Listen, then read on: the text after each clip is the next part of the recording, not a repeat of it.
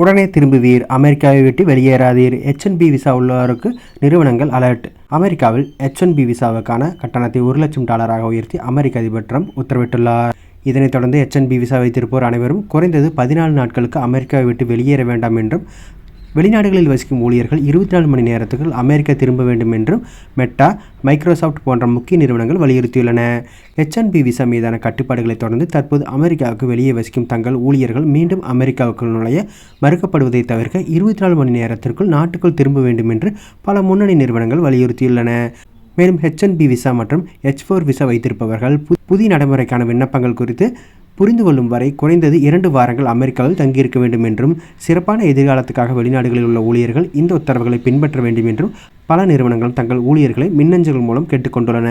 அமெரிக்காவில் வெளிநாட்டினர் பணிபுரிவதற்காக வழங்கப்படும் H1B விசாவுக்கான கட்டணத்தை $1,00,000 இந்திய மதிப்பில் 88 லட்சம் உயர்த்தும் உத்தரவில் அதிபர் ட்ரம்ப் கையெழுத்திட்டார்.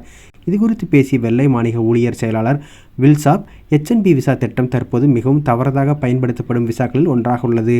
அமெரிக்கர்களால் செய்ய முடியாத பணிகளை செய்யக்கூடிய வெளிநாட்டினரை பணியமர்த்துவதற்காக மட்டுமே இந்த விசா பயன்படுத்தப்பட வேண்டும் என்று கூறினார்.